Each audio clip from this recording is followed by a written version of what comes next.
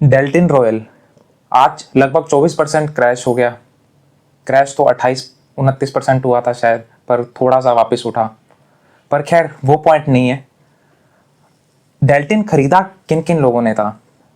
कुछ लोगों की खुद की कन्विक्शन थी, फंडामेंटल उन्होंने चेक किए। कुछ लोग डेल्टिन रॉयल कैसीनो गए, उनको वहाँ पे अच्छा लगा। बट बहुत से लोग हैं जिन्होंने डेल्टिन खरीदा क्योंकि हमारे मशहूर इन्वेस्टर राकेश झुनझुनवाला ने खरीदा हुआ था, उनके पीछे पीछे सबने खरीद लिया। डेल्टिन रॉयल बहुत से लोगों ने बेच दिया जब हमारे झुनझुनवाला जी ने उसे बेच दिया। बहुत सारे लोगों ने, अनिल सिंघवी जी हैं हमारे माननीय जी बिजनेस पे रिपोर्टिंग करते हैं, उन्होंने अपनी दिवाली पिक में दिया था, तो बहुत से लोगों ने उनके कहने पे ले लिया। राइट। तो मेरा एक सवाल है आप सबसे कि आप अपने एनालिसिस पे क्यों स्टॉक नहीं लेते हैं, और अगर दूसरे के एनालिसिस पे स्टॉक लेते हैं तो फिर उनके कन्विक्शन पे कन्विक्शन रखिए। और अगर अगर आपको लगता है कि उनका उनका कुछ कारण है स्टॉक एडवाइस करने का, तो मत खरीदिए किसी के कहने पे। अब बात करते हैं आज के दिन की। ट्विटर पे दो तरह के लोग थे आज। कुछ लोग जिनका स्किन इन द गेम है, जो डेल्टिन में इन्वेस्टेड हैं। कुछ लोग थे जिन्होंने नहीं खरीदा हुआ, और कुछ लोग थे बस जो ऑब्जर्व कर रहे थे। मेरा सबसे पहले एक ये सवाल है कि हम क्यों ना एक ऑब्जर्वर की तरह ही हमेशा देखते, चाहे हम स्किन इन द गेम हमारा हो या नहीं हो। मैं देख रहा हूं कि जो बायर हैं वो जस्टिफाई करने में लगे हुए हैं कि इंडिया के बाहर नहीं होता, ऐसा टैक्स यहीं पे होता है, 28% जीएसटी। अरे आप पॉलिसी मेकर नहीं हो, आप बोलते रहो, कोई फर्क नहीं पड़ता, गवर्नमेंट को जो करना होता है वो वही करती है। पर अगर आपने अगर बायर नहीं थे, बहुत सारे लोग थे जिन्होंने बाय नहीं किया हुआ था, उनका अलग चल रहा है। वो कह रहे हैं कि बिल्कुल लगना चाहिए, इतनी गंदी चीज है, जुआ है, नहीं, ये तो बिल्कुल नहीं लेना है हमें, ये जिसने इन्वेस्ट किया था अच्छा हुआ उसके साथ, ऐसा ही होना चाहिए था, पूरे समाज को बिगाड़ रहे हैं। और एक शांति से कुछ ऑब्जर्वर बैठे हैं, वो देख रहे हैं कि क्या हो रहा है, उसके बेसिस पे डिसीजन लेने का प्लान कर रहे हैं। राइट। तो आपका चाहे स्किन इन द गेम हो चाहे ना हो, आपको ऑब्जर्वर होना चाहिए। फिर हमारे अश्नीर ग्रोवर जी हैं, उनका ट्वीट पे ट्वीट आ रहे हैं सुबह से कि ये क्या कर दिया गवर्नमेंट ने, ये नहीं करना चाहिए था, इतना हाई टैक्स, ये वो। अब मेरा एक सवाल है, अश्नीर ग्रोवर जी 10-15 साल नौकरी कर रहे थे, एकदम सेफ साइड पे चलते थे, फिर उन्होंने एंटरप्रेन्योरशिप का रास्ता उठाया, रिस्क लेना शुरू किया, तो उनको तो अच्छे से पता है कि entrepreneurship is all about dealing with unknown risk. कुछ भी कभी भी हो जाता है, तभी तो ये बिजनेस है, वरना तो सब नौकरी करने वाले सब छोड़ के बिजनेस ही नहीं करने लग जाएंगे। तो हालांकि मैं अश्नीर ग्रोवर जी को बहुत समझदार समझता हूं, मुझे लगता है कि उन्होंने खूब अपना रोष प्रकट किया, पर अंदर ही अंदर उनको ऐसे दिल से उनका ऐसा नहीं हो रहा होगा, इतना इमोशनली नहीं ले रहे होंगे, ये क्या हो गया, मैं बर्बाद हो गया, सड़क पे आ जाऊंगा। वो काफी नॉन पर्सनैलिटी हैं, लीडर हैं बिजनेस में अपने। राइट। तो उनका रोष प्रकट करना बनता है, क्योंकि उनकी बातें गवर्नमेंट एजेंसी सुनती हैं, पढ़ती हैं। राइट। तो वो इतना इमोशनल वो भी नहीं होंगे जितना जिन लोगों ने 10-20-30-40 हज़ार रुपए इन्वेस्ट किया हुआ वो उसको लेके इमोशनल हो रहे होंगे, ऐसा मुझे लगता है, मेरी व्यक्तिगत राय है। अब मैं एक डिस्क्लेमर देना चाहता हूं कि मेरा भी स्किन इन द गेम है, मैं भी थोड़ा सा डेल्टा कोर में इन्वेस्टेड हूं। हालांकि मुझे कोई फर्क नहीं पड़ता कल सुबह उठने पे लोअर सर्किट लग लग के स्टॉक जीरो भी हो जाए तो। अब मुझे क्यों नहीं फर्क पड़ता? क्योंकि मैंने ढंग से पोजीशन साइजिंग की हुई है, मुझे पता है कि इसमें रिस्क है। पिछले 2 सालों से तो यार चल रहा है रोज के रोज कि आज जीएसटी लग जाएगा, कल ये टैक्स लग जाएगा, ये तो होना ही था। 28 नहीं तो 18 हो जाता, 12 हो जाता, पर होना तो ये था ही। और सभी को ये ओपन न्यूज थी, कोई ऐसा नहीं था कि कुछ चुनिंदा लोगों को ये चीज पता है। और अगर आपको ये न्यूज पता थी और आपको रिस्क लग रहा था और आप इतनी भी वोलेटिलिटी नहीं देख सकते कि आज 24% गिर गया तो आपका मतलब आपके दिल में दर्द हो रहा है, तो आपको खरीदना ही नहीं चाहिए था। स्टॉक मार्केट में स्पेशली स्मॉल कैप स्टॉक्स में अगर आप कोई भी शेयर खरीदेंगे ऐसा, तो वोलेटिलिटी के लिए आपको तैयार रहना पड़ेगा। 50-50, 60-60, 70-70% स्मॉल कैप स्टॉक्स, स्पेशली जो इस कैटेगरी के भी साथ में हो कि जिसपे कुछ भी हो सकता है, तलवार लटकी हुई है, हो सकता है। अगर आपने ऐसे ही खरीद लिया कि अपना, एक बंदा ट्विटर पे ट्वीट कर रहा कि मैंने तो घर बेच के खरीदा हुआ था, अब मैं बर्बाद हो जाऊंगा, तो भाई ये तुम्हारे लिए लेसन है। तुम्हारा घर बिक गया, अगर पहली बात तो हो सकता है, मुझे लगता है नहीं कि इतना कोई भी इंसान ऐसा होगा कि घर बेच के ये स्टॉक ले लेगा, पर अगर ऐसा किया था तो it's a lesson for you, you should learn from it.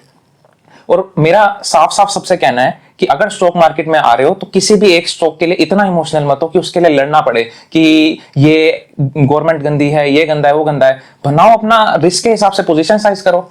मान लीजिए अगर आपने अच्छे से इसके ऊपर रिसर्च की होती और आपने इन्वेस्ट किया होता, तो अगर आपको पता है जबकि इतना रिस्क है इस स्टॉक में, कभी भी टैक्स आ सकता है, तो आपने 5% से ज्यादा तो आपने इन्वेस्ट नहीं किया होगा, राइट? या थोड़ा बहुत और भी किया होगा, जो भी आप मोटा गणित आप भी अपने हिसाब से कर सकते हैं। तो 5% अगर आपका साइज है, राइट, अब उसमें से 20% 24% गिर गया, तो कितना, 1-1.5% आपका नुकसान हो गया, पोर्टफोलियो 1-1.5% गिर गया, राइट? अरे पिछले 1-2 महीने में 8-9 7-8-9 10% तो अपनी मार्केट चढ़ी गई है। अगर आपने अच्छा खासा स्मॉल कैप मिड कैप में भी आपका था स्किन इन द गेम, तो 10% तो आप वैसे ही बना चुके हो ना।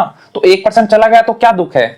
अब दुख तो सिर्फ उन लोगों को है जिन्होंने पोजीशन साइजिंग गलत की थी, जिन्होंने अपने पोर्टफोलियो का सिग्निफिकेंट 40% 50% या पूरा 100% एक ही स्टॉक खरीदा, और वो भी डेल्टिन कॉर्प।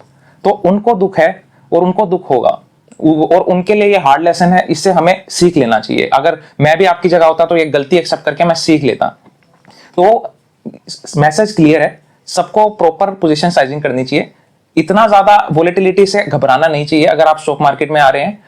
और अगर आपको डर लगता है इतनी वोलेटिलिटी से, तो या तो म्यूचुअल फंड में इन्वेस्ट करिए, वहां पे कभी भी इतना ज्यादा वोलेटिलिटी नहीं होगी कि एक दिन में एक स्टॉक के गिरने से ऐसा हो जाए। हालांकि पूरी मार्केट भी क्रैश हो जाती है, कोविड में पूरी मार्केट क्रैश हो गई थी, 20-25% लॉस में चले गए थे, बल्कि 30-35%, राइट? तो अगर आप नई वोलेटिलिटी देख सकते हैं तो stay out of the market. थोड़ी बहुत देख सकते हैं तो म्यूचुअल फंड में जाइए। डायरेक्ट स्टॉक में जा रहे हैं तो ये सारी चीजें होंगी, ढंग से पोजीशन साइज आपको करना पड़ेगा, क्योंकि कोई फंड मैनेजर नहीं है जो आपके लिए पोजीशन साइज करेगा, राइट? तो मैं एक बार रिपीट करूंगा कि आपको बहुत ही इमोशनली इंटेलिजेंट एंड स्ट्रॉन्ग होना होगा अगर आप ऐसे इंडिविजुअल स्टॉक्स में ट्रेड या इन्वेस्ट करते हैं, राइट? अब बात करते हैं गवर्नमेंट की। गवर्नमेंट ने 28% टैक्स लगा दिया, वो भी ग्रोस वैल्यू पर। स्ट्रेंज मुझे भी लगता है काफी कि 100 रुपए की आप चिप खरीद रहे हो, 28 रुपए तो आपने पहले टैक्स ही दे दिया, तो बचे हुए पे खेलोगे। ध्यान रखिए यहाँ पे जो चार्ज होता है उनका कैसीनो का, उस पे 28% नहीं, पूरी ग्रोस वैल्यू पे।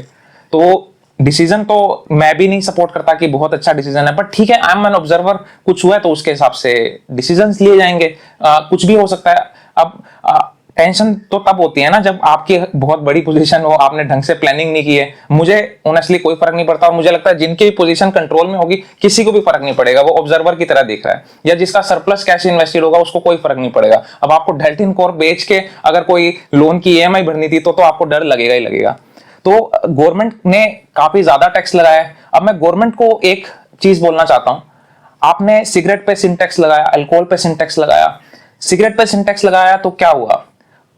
बहुत सारी इलीगल सिगरेट्स मार्केट में बिकने लगी, उनका मार्केट साइज बढ़ता ही चला गया। अब वो सिगरेट में कुछ भी हो सकता था, रिस्क हो, हेल्थ का रिस्क है, पता नहीं सही से बनाई है नहीं बनाई। कभी भी ऐसा तो होता नहीं कि जिसको सिगरेट पीने की आदत तो वो सिगरेट पीना छोड़ देगा, या जिसको कैसीनो में जाने की आदत तो वो कैसीनो जाना छोड़ देगा। कहीं आप इससे ऐसा तो नहीं कर रहे कि इलीगल मार्केट ऑफ कैसीनो आप बढ़ा दें। बंद कमरे में कैसीनो चल रहा है, आपको पता ही नहीं, आपको खबर ही नहीं है, वहां कौन सा जीएसटी लगेगा। तो इतना ही टैक्स लगाइए कि किसी को इतना फील ना हो कि एक इलीगल मार्केट पूरी खड़ी हो जाए।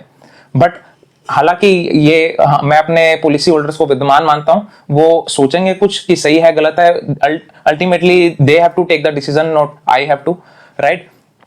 अब बात करते हैं कि डेल्टिन कॉर्प का अब होगा क्या।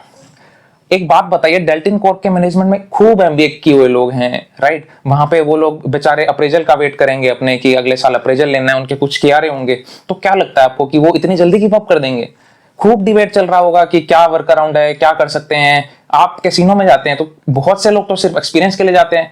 30-35% लोग तो मुझे ऐसा लगता है जाते हैं वहां पे, खाना खाते हैं, पार्टी करते हैं और वापस चले आते हैं, राइट? तो इतना ऐसा भी नहीं होगा कि आप कंपनी बंद हो गई। बहुत लोग ट्वीट कर रहे हैं कि कंपनी जीरो हो जाएगी, कोई कुछ भी नहीं बचा।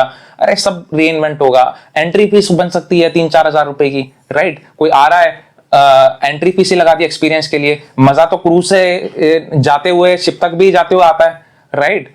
क्रूज में अपनी एक अलग फीलिंग है, वहां पहुंच के एक अलग फीलिंग है शिप में। तो बहुत सारे तरीके हैं, एंटरटेनमेंट जोन अलग है वहां पे। बहुत सारे तरीके हैं जिससे रीइन्वेंट किया जा सकता है बिजनेस, और इतनी आसानी से कोई गिव अप नहीं करता है। They are okay with uncertainties, तभी वो बिजनेसमैन है और वो कुछ ना कुछ वर्क अराउंड निकालते हैं। अब बात आती है कि अब क्या किया जाए, खरीदा जाए या बेचा जाए इसे। देखिए, वो आपको अपनी खुद की ड्यू डिलिजेंस करनी है, और कोई भी आपके लिए डिसीजन नहीं ले सकता। फिर भी अगर आपको है तो आप अपने इन्वेस्टमेंट एडवाइजर से डिस्कस कर सकते हैं कि क्या करना चाहिए इसमें। और मैं इस पे कोई भी अपनी टिप्पणी नहीं दूंगा कि आपको खरीदना चाहिए या बेचना चाहिए। पर एक बात जरूर है जो तजुर्बे की होती है कि कुछ भी पैनिक में नहीं करना चाहिए कि गिर रहा है कुछ तो गड़बड़ है धड़ाक। अगर आप मोमेंटम इन्वेस्टर हैं और आप ऐसा कर रहे हैं देन इट्स ओके, तब आप अलग तरह से गेम खेलते हैं। पर अगर आप नॉर्मल है, आपने कुछ सोचा और अब आप पैनिक में बटन दबा दे रहे हैं सेल का, किसी भी स्टॉक के लिए, ये स्टॉक स्पेसिफिक बात नहीं कर रहा हूं, पैनिक में कोई डिसीजन नहीं लेना चाहिए। ठंडे दिमाग से सोचिए, कुछ समय सांस लीजिए, फिर डिसाइड कीजिए। Thank you so much.